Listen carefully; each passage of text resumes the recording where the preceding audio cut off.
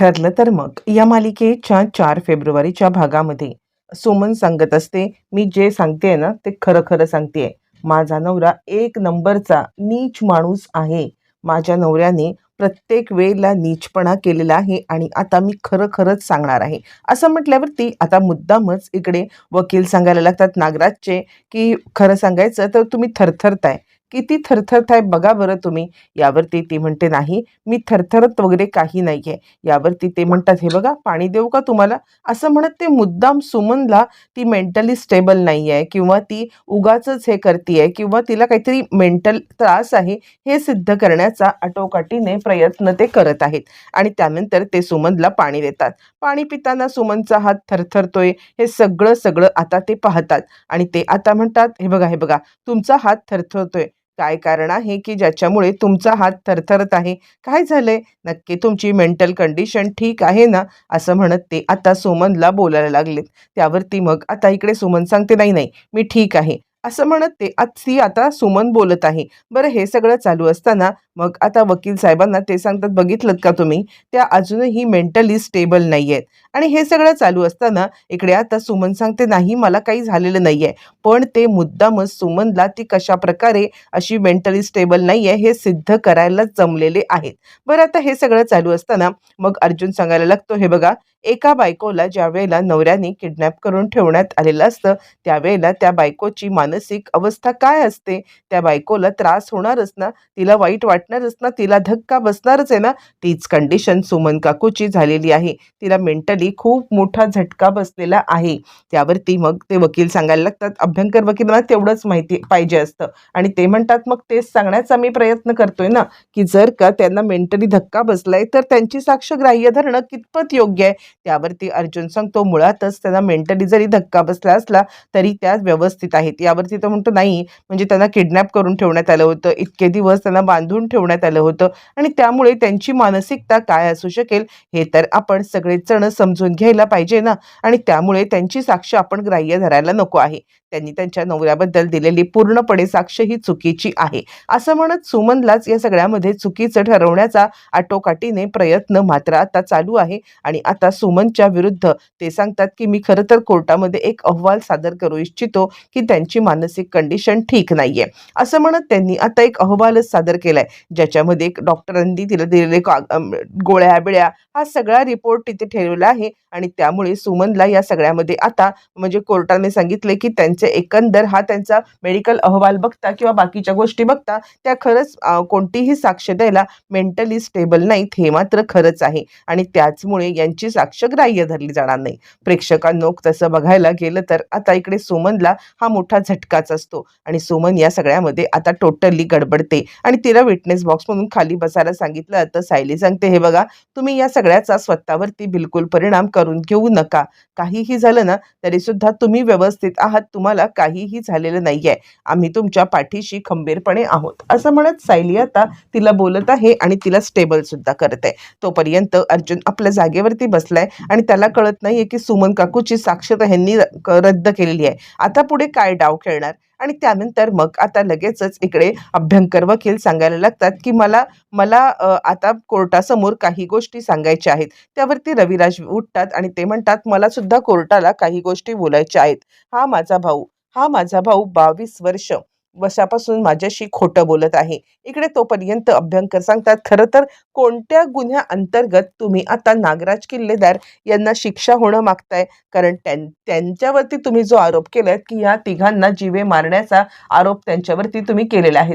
जर या तिघांना जीवे मारण्याचा आरोप केलाय तर तसं बघायला गेलं तर हे तिघही जण जिवंतच आहेत की मग कोणत्या आरोपाखाली? यावरती रविराज म्हणतात, तुम्ही आता माणूस आणि त्याच्या भावना यांची गल्लत करू नका. मुळातच 22 वर्षापासून माझा भाऊ मला फसवतोय, मला आता दर वेळेला हुलकावण्यात येतोय आणि त्यासाठी तरी आता त्याला शिक्षा झालीच पाहिजे. यावरती अभ्यंकर सांगायला लागतात, मुळातच तुम्ही आता भावना आणि हे याच्या गल्लत करताय. तुम्हाला तुमचा भाऊ आहे म्हणून आता असं वाटतंय की त्याने तुम्हाला फसवलंय, त्याला शिक्षा व्हावी. पण मी तर म्हणेन की ते तुम्हाला भाऊ म्हणून वाटतंय ना. मुळातच त्यांनी कोणता गुन्हा केलेलाच नाहीये. यावरती रविराज चिडतात आणि ते सांगतात, नाही, इथे प्रश्न विश्वासघाताचा आहे आणि त्यांनी केलेल्या गुन्ह्याचा सुद्धा आहे. रविराज आपली बाजू परखडपणे मांडत आहेत. बरं, हे सगळं चालू असताना प्रिया आता इकडे विचार करते, त्या नागोबा आणि आता त्या महिपत दोघांनाही जेलमध्ये सडलं पाहिजे. ते दोघं जण जर का जेलमध्ये सडले ना, तरच मी या सगळ्यामध्ये आता इकडे बाहेर निवांत राहू शकेन. पण त्यांना जर का शिक्षा झाली नाही, तर मात्र माझं काही खरं नाहीये. मी या सगळ्यामध्ये आता टोटली अडकून जाईल. देवा, मी तुला विनंती करते, काहीही कर. मी आत्तापर्यंत कधीच काही मागितलेलं नाहीये. पण एक विनंती मी तुला करत आहे, की या दोघांना जेलमध्ये सडू दे. त्या दोघांना अजिबात बाहेर यायला नको. असं म्हणत ती देवाकडे आता इकडे प्रार्थना करत असते. बरं, हे सगळं चालू असताना अर्जुन आता सांगायला लागतो, म्हणजे मला कोर्टासमोर एक दुसरा विटनेस बोलवायचा आहे आणि तो म्हणजे आता इकडे रविराज साक्षीदार यांना मला काही प्रश्न विचारायचे आहेत. मग आता अर्जुन रविराजांना प्रश्न विचारायला लागतो आणि अर्जुन रविराजांना सांगतो, की या अपघाताच्या बद्दल तुम्ही कधी तुमचे भाऊ नागराज किल्लेदार यांच्याशी बोललात का? यावरती रविराज सांगायला लागतात, हो, मी त्यांच्याशी अनेक वेळा या विषयावरती बोललेलो आहे. प्रत्येक वेळेला त्यांनी आता उडवाउडवीची उत्तरं दिलेली आहेत. प्रत्येक वेळेला त्यांनी आता असंच उडवाउडवीचं काहीतरी सांगितलं, पण कधीही ठोस काही बोललेले नाही आहेत. 22 वर्ष त्यांनी आता माझ्याशी खोटं बोलत मला माझ्या माझ्या बायकोला आणि माझ्या मुलीला मारण्याचा जो कट रचला होता आणि ते सगळा कट करत ते आता माझ्या घरात गेली 22 वर्ष राहत होते. असं म्हणल्यावरती मग आता अभ्यंकर सांगतात, हे बघा, मुळातच ही केस काही फसवणुकीची नाहीये. हे तुम्ही त्यांच्यावरती मारण्याचा आरोप करताय, पण मारण्याचा आरोप हा टोटली खोटाच आहे ना. कारण काहीही झालं तरी ती तिन्ही माणसं जिवंत आहेत. ते आपलं एकच टुमणं चालू ठेवलंय, ज्याचा त्यांना कोर्टामध्ये फायदा होईल असं वाटतंय. आणि त्यानंतर रविराज सांगायला लागतात, की हा माझा भाऊ, हा माझ्या पाठीला पाठ लावून आलेला माझा भाऊ माझ्या मरणावरती उठलाय आणि त्यानंतर सुद्धा माझ्या घरात राहून आता माझी फसवणूक करत होता. असं म्हणत रविराज जे काही आहे ते आपल्या बाजूने सांगण्याचा प्रयत्न करतायत. आणि त्यानंतर मग आता इकडे खरं तर कोणतेही पुरावे नाही आहेत असं म्हटल्यावरती महिपतला बोलवलं जातं. ज्याने महिपतने सुपारी घेतली होती त्या महिपतला बोलवल्यावरती अर्जुन सांगतो, महिपत शिकरे, तुम्ही कबूल केलेलं होतं. मागच्या वेळेला तुम्ही कबूल केलं होतं, की तुम्हाला म्हणजे तुम्हीच यांचा अपघात घडवून आणला होता. ही सुपारी तुम्हीच घेतली होती, हे तुम्ही कबूल केलेलं आहे. आता आज कोर्टासमोर तुम्ही ही गोष्ट सांगा, की ही सुपारी तुम्हाला कुणी दिली होती आणि तुम्हाला ही सुपारी नागराज किल्लेदार यांनी दिली होती ना? बोला कोर्टासमोर आता एकदा पुन्हा कबूल करा. ही सुपारी तुम्हाला नागराज किल्लेदार यांनीच दिली होती ना? पण तो काही बोलायला मागत नाहीये आणि त्यावरती अभ्यंकर म्हणतात, हे तर माझ्या अशिलाच्या विरोधात मुद्दामच हे सगळं करून घेत आहेत. काही झालं तरी सुद्धा महिपत शिकरेंनी एकदा तरी तोंडातून काढलंय का, की त्यांनी ही सुपारी घेतली होती म्हणून? मग असं असताना का बरं म्हणजे अर्जुन सुभेदार त्यांना आता सुपारी घेतली असं 10 वेळा बोलत आहेत? हे पूर्णपणे चुकीचं आहे. असं म्हणत आता इकडे अर्जुनला त्यांनी टोटली खोटं ठरवण्याचा प्रयत्न केलेला आहे. पण त्यानंतर मग आता महिपत काही बोलतच नाहीये. कारण महिपतला आठवते ते म्हणजे त्याच्या मुलीचा दाखवलेला व्हिडिओ आणि त्याचबरोबर नागराजने दिलेली धमकी. त्याच्या मुलीचा ॲड्रेस सांगून जर का माझ्या विरुद्ध कोर्टामध्ये साक्ष दिली, तर मात्र कोर्टामध्ये दिलेल्या साक्षीचा आता मात्र इकडे काय परिणाम होईल ही गोष्ट तुला माहीत नाहीये. कारण तुझी मुलगी पकडली जाईल असं म्हणत त्यांनी दिलेली धमकी. म्हणून नागराजच्या विरुद्ध महिपत काही बोलू इच्छित नाहीये, काही बोलू शकत नाहीये. आणि त्यावरती मग आता इकडे अभ्यंकर वकील सांगायला लागतात, मुळातच माझ्या अशिलाच्या विरोधात हे आक्षेप तुम्ही त्यांच्या तोंडून वदवून घेऊ शकत नाही आहात. तुम्ही ते बोलत नाहीयेत, पण आता तुम्हीच इकडे सारखं सारखं तेच का बोलताय असं म्हणत ते आता त्याला फटकारतात. त्यानंतर मग जज साहेब म्हणतात, बरोबर आहे, जर का आरोपी हे सगळं बोलत नसेल तर मात्र आता तुम्ही सुद्धा त्यांच्या तोंडून हे वदवून घेऊ शकत नाहीये. आणि त्यामुळे मग पुन्हा एकदा आता म्हणजे इकडे अर्जुनला काही बोलता येत नाहीये किंवा अर्जुन या सगळ्यामध्ये काही सांगू शकत नाहीये.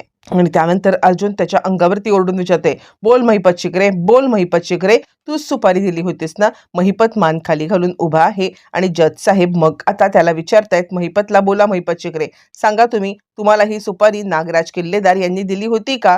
यावरती महिपत नकारार्थी मान हलवतो आणि त्यामुळे आता महिपत काही बोलत नाहीये किंवा आता काहीच सांगता येत नाहीये आणि त्यामुळे महिपतच्या तोंडून आता हे वदवून घेणं खूपच कठीण काम झालेलं असतं आणि त्यामुळे जज साहेब म्हणतात असं तुम्ही त्यांच्या तोंडून काही वदवून घेऊ शकत नाहीये. असं म्हटल्यावरती आता इकडे अभ्यंकर सांगायला लागतात, असं कोणत्याही पद्धतीने तुम्ही जोर जबरदस्ती करून आता माझ्या आशिलाच्या विरुद्ध असं काही करून घेऊ शकत नाही आहात. त्यामुळे महिपत शिकरे यांची साक्ष ग्राह्य धरण्यात येणार नाहीये आणि त्यामुळे महिपतला या सगळ्यामध्ये टोटली आता बाहेर काढलं जातं आणि नागराजच्या विरुद्ध कोणताही पुरावा नाहीये असं आता अभ्यंकर वकील सांगायला लागतात. नागराज तर एकदम खुशच झालेला आहे आणि त्यावरती जज साहेब सुद्धा आता काही बोलणार तितक्यात अर्जुन सांगतो की माझ्याकडे एक पुरावा आहे. माझ्याकडे असलेला पुरावा मी कोर्टासमोर सादर करू इच्छितो असं म्हणत अर्जुनने आता इकडे तो जो काही व्हिडिओ आहे तो व्हिडिओ कोर्टासमोर सादर करायचं ठरवलेलं आहे आणि अर्जुन आता तो व्हिडिओ कोर्टासमोर सादर करतो. त्या व्हिडिओमध्ये नागराज प्रत्यक्षपणे बोलत आहे की हो, मीच माझ्या भावाला मारण्याची सुपारी दिलेली आहे आणि मीच माझ्या भावाला 22 वर्षापूर्वी संपवण्याचा प्रयत्न केला होता. कारण मला प्रॉपर्टी, पैसा, अडका या सगळ्याची हाव होती किंवा तो सगळं हवं होतं त्याच कारणासाठी मी हे केलेलं आहे. असं म्हणत नागराजची जी काही व्हिडिओ सुमनने शूट केलेला आहे तो व्हिडिओ आता कोर्टासमोर सादर केला जातो आणि त्यावरती लगेचच आता इकडे सांगायला जातात अभ्यंकर वकील की खरं सांगायचं तर आता म्हणजे हे जो व्हिडिओ आहे ना हा व्हिडिओ हल्ली कॉलेजची मुलं सुद्धा तयार करू शकतात. हल्ली तर आपण पाहिलेलं आहे ना की किती टेक्नॉलॉजी पुढे गेलेली आहे आणि ही पुढे गेलेल्या टेक्नॉलॉजीमुळे हे असले व्हिडिओ कुणीही कसेही काहीही तयार करू शकतो. तुम्हाला जर का माझ्या बोलण्यावरती विश्वास नसेल ना तर मी आत्ता आत्ता हा व्हिडिओ तुम्हाला दाखवू शकतो इथल्या इथे बनवून असं म्हणत ते आता मी व्हिडिओ बनवून दाखवतो असं म्हणत ताबडतोब ते आता आपला मोबाईल काढतात आणि मोबाईल काढून आता त्याच्यामध्ये काहीतरी करतात. ते नागराजच्या इकडे समोर तो मोबाईल धरतात. नागराजच्या समोर मोबाईल धरल्यावरती मग आता ते नागराजच्या समोर मोबाईल करून काहीतरी पुटपुटतात आणि त्यानंतर ते म्हणतात थोडा वेळ थांबा, मी तुम्हाला या कसा काय करतात हे सगळं सगळं दाखवून देणार आहे. असं म्हणत त्यांनी आता तिथल्या तिथे एक व्हिडिओ तयार केलेला आहे जेणेकरून आता सगळ्या कोर्टासमोर तो व्हिडिओ कसा करतात किंवा किती खोटारडा व्हिडिओ आहे हे सगळं सगळं आता सिद्ध करता येईल. आणि त्यानंतर लगेचच आता इकडे विटनेस बॉक्समध्ये उभा असलेला नागराज आणि स्वतःच्या तोंडून तो आता गुन्हा कबूल करतोय. हो, मी नागराज किल्लेदार, मी 22 वर्षापूर्वी सुपारी दिली होती आणि ती म्हणजे माझ्याच भावाच्या माझ्या भावाच्या खुनाची मीच सुपारी दिली असं म्हणत आता इकडे तो एडिटेड व्हिडिओ हा व्हिडिओ आता आलेला आहे समोर जज साहेबांच्या. तर त्यावरती लगेचच आता इकडे सांगायला लागतात म्हणजे अभ्यंकर वकील म्हणायला लागतात खरं सांगायचं तर आता मी तर इथल्या इथे ऑन द स्पॉट हा व्हिडिओ तयार केलेला आहे. मग जो व्हिडिओ आपण कोर्टाच्या समोर मांडतोय तो व्हिडिओ खरा की खोटा हे आपण कसं सिद्ध करणार ना. आणि त्यामुळे या व्हिडिओच्या आधारे माझ्या आशिलाला कोणत्याही प्रकारे आता हे त्रास देण्यात येऊ नये किंवा माझ्या आशिलाला कधीही हे करू नये असं म्हणत तिकडे आता नागराजच्या विरोधात काही पुरावाच भेटत नाहीये किंवा नागराजच्या विरोधात आता काही जबरदस्त ठोस पुरावा नाहीये. अभ्यंकर वकील सांगायला लागतात बघितलं हेच सांगण्याचा मी तुम्हाला प्रयत्न करत आहे की आम्हाला या सगळ्यामध्ये आता अडकवण्यात आलेला आहे. माझ्या आशिलाला अडकवण्याचा हा सगळा प्लॅन होता. माझ्या आशिलाला अडकवून हे सगळं करण्याचा हा जो काही कट आहे ना हा कट टोटली खोटा आहे. खोट्याच्या आधारावरती केलेला आहे आणि त्याचमुळे माझ्या आशिलाच्या विरुद्ध तुमच्याकडे कोणताही ठोस पुरावा नाहीये. आणि त्यामुळे जज साहेब सुद्धा आता मान्य करतात आणि जज साहेब सांगायला लागतात प्रथमदर्शनी पाहता नागराज किल्लेदार यांचा काहीही दोष आहे किंवा त्यांनी 22 वर्षापूर्वी हा सगळा अपघात घडवून आणला होता याच्या विरुद्ध आपल्याकडे कोणताही पुरावा सुद्धा नाहीये. आणि त्यामुळे या कोर्टामध्ये पुराव्याअभावी म्हणजे नागराज किल्लेदार यांना आता कस्टडीत ठेवण्याची कोणतीही आपल्याकडे कारणं नाहीयेत. तरी सुद्धा या सगळ्याचा निर्णय उद्याच्या दिवसाला करण्यात येणार आहे. उद्याच्या दिवसाला काहीही झालं तरी सुद्धा याच्या संदर्भातली ठोस पावलं उचलली जातील आणि ठोस पावलं उचलून उद्या काय तो निर्णय होईल असं म्हणत जवळजवळ आता जज साहेब पॉझिटिव्ह झालेत नागराजला सोडण्यासाठी हे अर्जुनला समजलेलं आहे आणि आजचं कोर्टाचं काम आता तहकूब करण्यात आलेलं आहे. कोर्टाचं काम तहकूब करत आता इकडे दुसऱ्या दिवशीची डेट मिळाल्यावरती सगळेच जण तिकडून उठलेले आहेत आणि आता नागराज भलताच खुश झालाय. त्याला आता आपल्याला 100% जामीन मिळणार याची 100% खात्री सुद्धा झालेली आहे आणि त्यामुळे तो आता एकदम खुश आहे. बरं, हे सगळं चालू असताना मग तोपर्यंत इकडे आता नागराजला त्या दिवशी तरी पुन्हा जेलमध्ये आणलं जातं. कारण कारण आता नागराजची बेल अजूनही मंजूर झालेली नाहीये आणि त्यावरती महिपत म्हणायला लागतो, काय काय नागराज शेठ आतापर्यंत फुशारक्या मारत मोठ्या गेला होतात की मला आता बेल मिळणार, मी इथून बाहेर सटकणार. मग झालं तरी काय असं, परत इकडे येण्याची तुमची आता कशी हे झाली? यावरती तो म्हणतोय, माझी बेल ऑलमोस्ट झालेलीच आहे, तू माझ्या बेलची चिंता करू नकोस, उद्याच्या दिवसाला मी या जेलच्या बाहेर असणार आहे, असं म्हणत त्यांनी आता मोठाच घोषणा केलेली आहे.